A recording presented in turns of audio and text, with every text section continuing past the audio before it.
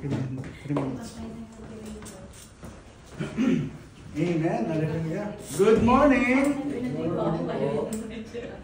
Magandang tinatiming ni Ate Chang na laging nandito siya at ako nakasign. Magandang umaga po sa lahat at sa lahat ng nandyan sa social media. Lagi natin tandaan, sabihin nyo sa katabi nyo, mahal na mahal kayo ng Panginoon. Mahal na mahal kayo ng Panginoon. Minsan nakakalimutan natin, akala natin wala na nagmamahal sa atin. Lagi po natin tandaan na buhay po yung Diyos na sinasamba natin at mahal na mahal niya po tayo. Amen? Hallelujah! So ngayon talagang exciting sa Pilipinas. Maraming yung parang lukso ng dugo na sa government natin. Tapos bumisita pa si Paring Tino, ngayon bumisita na naman si Paring Juan. Diba? Makikita mo yung sitwasyon natin, sabi mo, parang hindi ka mapalagay. Pero sabi ng Panginoon, mas makapangyarihan at dakila yung Diyos na sinasamba. Buhay yung Diyos na sinasamba natin. Amen. Kasi pero kung titingnan mo naman yung mga nangyayari doon sa, lalo na yung sa Cebu, before and after, grabe po talaga yung tinatawag na idolatry.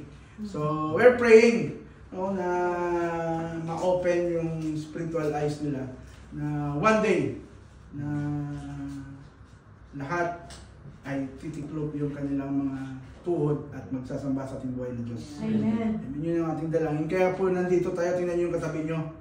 Yan. Kaya po nandito tayo sa araw na ito dahil may gagawin ng Panginoon. Amen. At merong pinapagawa si Lord sa atin. Akala natin parang nakaupo lang tayo dito, relax. No, hindi. Diba? Lagi natin tandaan may purpose si Lord kung bakit nandito po tayo. Amen? So tayo po tumayo at meron tayong babasahin natin yung salita ng Diyos. Isang versikulo lang po yung babasahin natin. Sabi ng Joshua 1:8. Sabi dito, keep this book of the law always on your lips.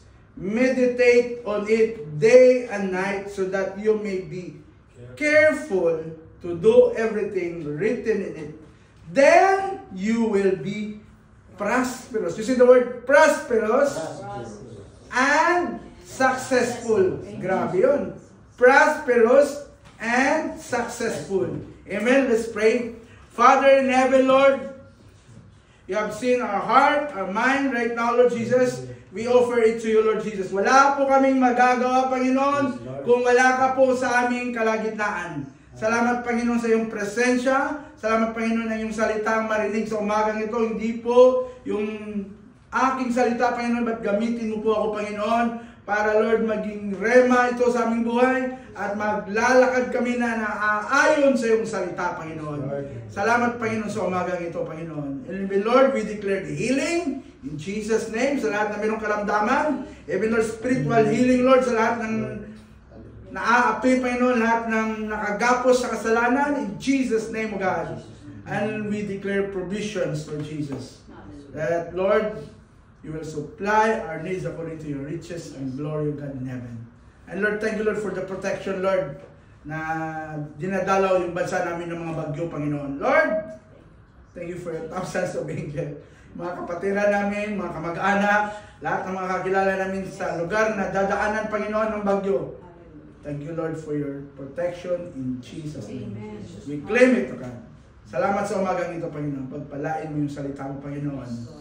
We give you glory, we give you honor, Lord, in Jesus' name. Amen. Amen. Hallelujah. Salamat. Tayo po yung makakaupo ulit.